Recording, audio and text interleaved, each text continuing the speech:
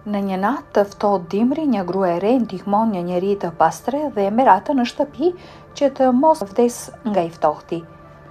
Por kur ai del nga dushi, gruaja e re bie në të fikët kur e sheh.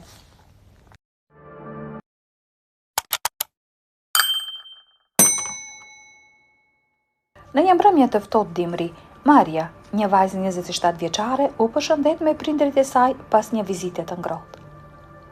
Pasi makinat e saj ishin në punëtori, ajo do të duhej të ecte për në shtëpi. Ndërsa po ndahej, babai i saj i moshuar tha me një zë nostalgjik: "Natë si kjo na kujton se çfarë ndodhi." Vajza u tund me kokë në shej pajtimi dhe buzëqeshje e trishtuar para se të nisej. Shtëpia e prindërve të saj nuk ishte larg nga e saja, por Bora mund ta kthente një ecse të thjeshtë në një udhëtim të vështirë. E mbështjell në pallton e saj të ngrohtë, Maria ecte në rrugë, duke vëzhguar makinat që kalonin shpejt dhe njerëzit që vraponin për të shpëtuar nga i ftohti. E humbur në mendime dhe kujtimet e saja, Maria nuk e vuri re pengesa para saj. Papritur, ajo përplas me diçka të butë. Dikush bërtiti me një zë të dobët. E befasuar dhe e alarmuar, Maria u përkul shpejt për të parë se çfarë kishte ndodhur. Pasi Bora kishte filluar të grumbullohej në qoshet e trotuareve, ajo nuk i kishte vënë re njeriun e pastre të mbështjell me një batanie të vogël. Batania tashmë ishte e bardhë nga Bora, duke e bërë atë pothuajse të padukshme për botën e jashtme. "O Zot, më falni, nuk ju pash", shpërtheu vajza e tmeruar që kishte ecur mbi njeriun. Kur njeriu i pastre erdhi në vete pak, zemra e vajzës ra kur pa gjendjen e tij.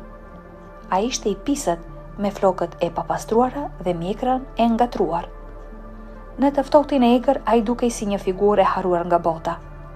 Njeriu i pastre e shikoi gruan e re dhe me doza të dobta e siguroi se ai ishte mirë, duke përpjekur të mbuloj përsëri me batanien e hollë që e mbante vetëm nga të ftohtit e tmerrshëm. Maria, zemra e së cilës u thye nga kjo skenë, nuk mundi të mos qetësoj për këtë shpirt që po shtrihi atje vetëm. Ajo e dinte se një njeri nuk mund të kalonte natën jashtë, sidomos në një nga netët më të ftohta të dimrit. "Zotëri, do të jeni mirë këtu? Kam dëgjuar në lajme se do të bëhet shumë ftohtë natën", tha ajo me një zë të shqetësuar plot me dëmshuri. Njeriu i pastre, duke u menduar të ruante dinjitetin e tij, tha: "Është në rregull, zonjush, mos u shqetësoni, do të jem mirë." Por papritur, një grumbull i zhurmshëm në barkun e tij ndërpreu bisedën, duke treguar urinë dhe nën ushqyerjen e tij. Zëri ishte aq i fortë sa ishte e qartë se ai nuk kishte ngrënë për disa ditë. Vajza e re, e shtyr nga ndjenja e njeriu që gjithmonë e kishte drejtuar, kuptoi se duhej të bënte diçka. Pa menduar fare, ajo tha: "Ju lutem, zotëri, mund të kaloni natën në shtëpinë time. Jeni të uritur dhe do t'ju bëj supë të nxehtë." Njeriu i befasuar pak nga propozimi e shikoi me dyshim. "Pse do të më ndihmoni?" pyeti ai, duke e parë në sy, duke kërkuar një shenjë të sinqeritetit apo të rrejshmërisë. Pasi ai ishte i pastre, ai e dinte shumë mirë se të gjithë njerëzit janë të ligë. Askush nuk ndihmon askënd për asgjë. Ky ishte mendimi i tij gjithmonë. Maria pastaj e prezantoi veten duke i treguar për punën e saj si vullnetare në kish dhe se ajo gjithmonë e kishte konsideruar ndihmën për të tjerët si misionin e saj në jetë. Ajo foli me kaq sinqeritet dhe bindje se një dritë besimi u shfaq në sytë e njeriut. "Për më tepër, do të mund të bëni një dush të ngrohtë. Ju lutem, ecni me mua. Do të ishte shumë e lumtur t'ju mërpres në shtëpinë time këtë mbrëmje", tha vajza, duke ndjerë një dëshirë të paqartë për të ndihmuar të panjohurin. Ajo e dinte se po bënte gjën e duhur, edhe pse diçka brenda saj e shtynte drejt këtij veprimi të mirë. Ishte një ndjenjë e çuditshme, sikur fati e kishte sjell këtë njeri në rrugën e saj për një arsye speciale. Kjo grua e re, as që do ta kishte menduar se ky akt i thjesht mirësie do të zbulonte një sekret që do të ndryshonte jetën e saj përgjithmonë. Njeriu i pastre pranoi ftesën dhe filloi të kërkonte sendet e tij në borë. Kam rrobat e vëllait tim në shtëpi. Do t'ju shkojnë shumë, tha Maria duke buzëqeshur ndërsa ata ecën së bashku nëpër rrugën e mbuluar nga bora. Gjatë rrugës, njeriu e prezantoi veten dhe shprehu falenderimet e tij të thella. Njeriu i varfër ishte dukshëm i prekur dhe shprehja e tij ndryshoi ndjeshëm. Ishte sikur jeta ju dha papritur një mundësi të dytë, një mrekulli e papritur në atë natë të ftohtë. Henry i tregoi Marias se si ai e kishte pranuar atë që besonte se ishte fati i tij i pashmangshëm. E di, duke rënë atje nën atë batanie, isha aq i tronditur sa mendoja se nesër nuk do të zgjohesha dhe as që do të më vinte keq, tha ai, zëri i tij ishte plot emocion.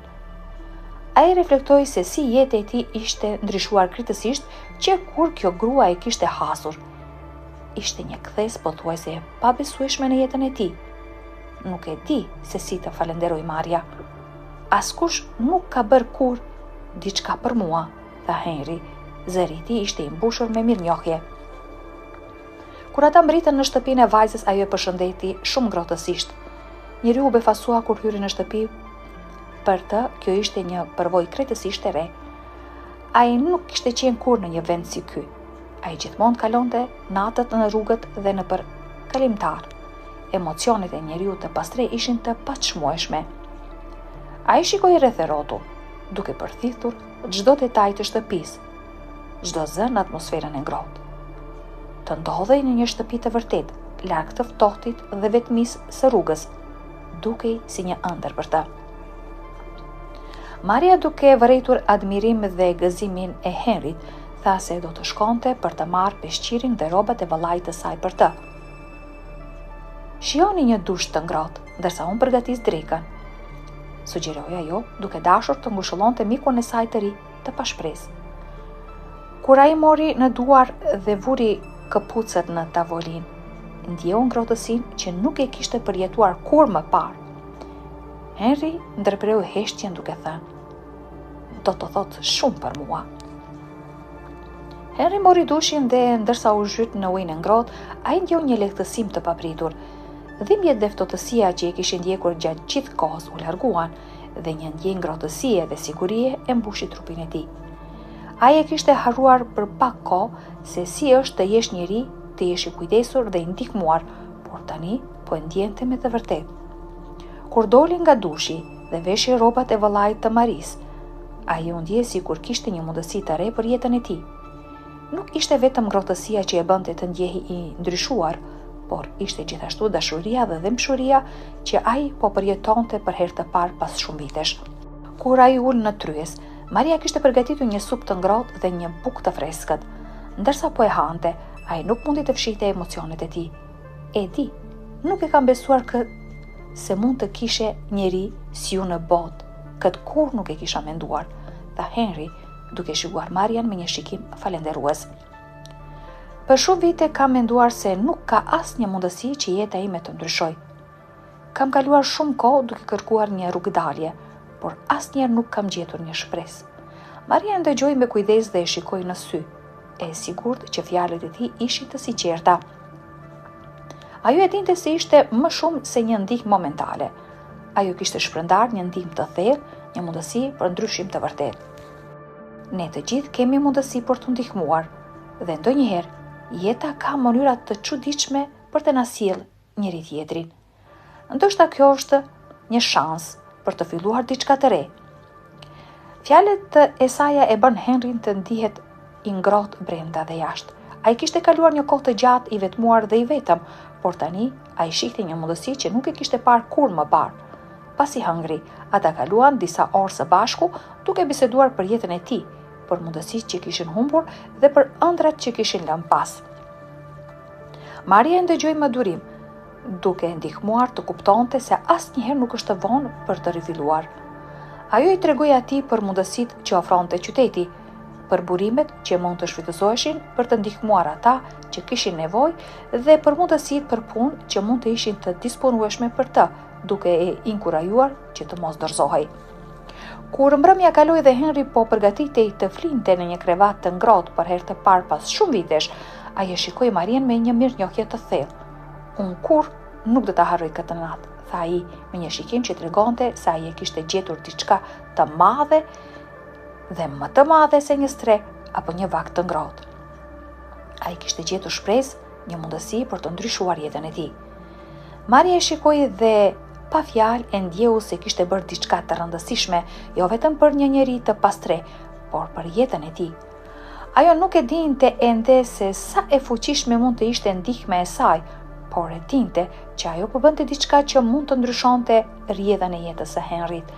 Ajo gjithashtu e dinte se kjo mund të ishte vetëm fillimi i një lidhje të thellë midis tyre, një lidhje që do të bazohej në dëmshuri, respekt dhe besim. Për javët në vijim, Henri filloi të merrte ndihmë që kishte nevojë për të rifilluar jetën e tij. Ai u regjistrua në një kurs trajnimi për punë dhe filloi të kërkonte mundësi për punë. Maria mbeti mbështetja e tij, duke i ofruar ndihmën e saj për të rritur besimin dhe shpresën që ai kishte për një të ardhme më të mirë.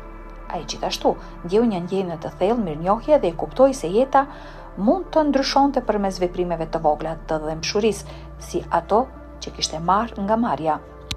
Ai e kuptoi se një akt i vetëm mund të çonte në ndryshime të mëdha. Pas disa muajsh, Henri gjeti një punë dhe filloi të ndërtonte një jetë të re. Ai e dinte se ishte ende një rrugë gjatë për të kaluar, por tani ndihmonte të tjerët në nevojë, duke i dhënë asaj mundësitë që një ditë të ndihmonte dikë tjetër ashtu siç kishte ndihmuar atë dikush. Ai dhe Maria mbeten miq të ngushtë dhe kjo lidhje e filluar nga një akt i thjeshtë dhe i sinqert mirësie u bë një histori shprese dhe transformimi. Me kalimin e kohës, Henri, i njohur tani me emrin e tij të vërtet, Davis, u shërua plotësisht nga trauma e tij. Ai rifitoi kujtesën dhe ndjeu se kishte një mundësi të re për të jetuar. Ai filloi të punonte në një organizatë jo fitimprurëse që ndihmonte ata që ishin të pastre dhe bashkë me Marian e hapi një stre për ata që kishin nevojë. Qëllimi i tij ishte të mundësonte që të tjerët të kishin mundësi për një jetë më të mirë, ashtu siç pati fatin ai të kishte fal ndihmës së motrës së tij. Ndihma që ai mori një natë të ftohtë ndimri ndryshoi jetën dhe i dha mundësi për të dhënë mbrapsht. Ai dhe Maria punën së bashku e bën për të ndihmuar ata që kishin kaluar në për të njëjtin fer që ai kishte kaluar, duke ndarë një mision të përbashkët dhe duke e transformuar atë që ishte një histori dëmshurie dhe humbjeje në një mundësi për shpresë dhe ringjallje. Në një moment të veçantë, kur ata ishin duke vizituar një nga strehet që kishin hapur, një grua e pastre që kishte kaluar kohë të gjata në rrugë i tha Davisit dhe Maria se ajo e ndjeu se jeta e saj kishte ndryshuar që nga momenti kur kishte hyrë në strehen e tyre. Ajo kishte gjetur një mundësi për të rifilluar dhe kishte filluar të punonte për të fituar jetesën e saj. Ju më keni dhënë më shumë se një mundësi për të jetuar. Më keni dhënë mundësinë për të ëndërruar dhe për të besuar përsëri, tha ajo, duke falenderuar për ndihmën. Davis dhe Maria ndiheshin të bekuar që kishin mundësi të ndryshonin jetët e të tjerëve, siç kishte ndodhur me ata. Ata e dinin se puna e tyre sapo kishte filluar dhe se kishte ende shumë për të bërë, por e dinin gjithashtu se me çdo veprim të vogël, ata po krijonin një ndryshim të vërtet në botë. Ata kishin krijuar një rrjet të tërë shpëtimi dhe mbështetjeje për ata që i kishin më shumë nevojë. Ndërsa ai po qëndronte atje, duke parë gjithçka që kishin arritur, ai e kuptoi se ajo që kishte ndodhur atë natë të ftohtë dimri nuk ishte thjesht një rastësi. Ishte diçka e shkruar, një moment që do të ndryshonte gjithçka dhe do të hapte një kapitull të ri të jetës së tij dhe të tjerëve. Ai dhe Maria kishin bërë diçka të jashtëzakonshme për ata që ishin të humbur dhe të harruar, dhe ata e dinin që misioni i tyre do të vazhdonte. Përfundimi i kësaj historie ishte më shumë se një rikthim i thjesht i një njeriu tek familja e tij. Ishte një rikthim i shpresës, i mundësisë për të ndryshuar jetën dhe për të ndihmuar të tjerët që të gjejnë dritën në errësirë. Davis dhe Maria kishin mësuar se ajo që ishte më e rëndësishmja nuk ishte sa shumë mund të kishin arritur, por sa shumë mund të ndihmonin të tjerët dhe sa shumë mund të ndryshonin botën përmes dëmshurisë dhe mirësisë. Kjo është historia e një akti të vogël dhe të sinqertë të mirësisë që solli një ndryshim të madh në jetën e dy njerëzve dhe që u bë një mision që preku shumë jetë të tjera. Pas gjithë asaj që kishin kaluar, ata ishin dëshmitar të forcës së dashurisë dhe dëmshurisë, të cilat ishin më të forta se çdo ftohtësi dimri dhe që mund të ngroheshin nga shpirtrat e ndihmës.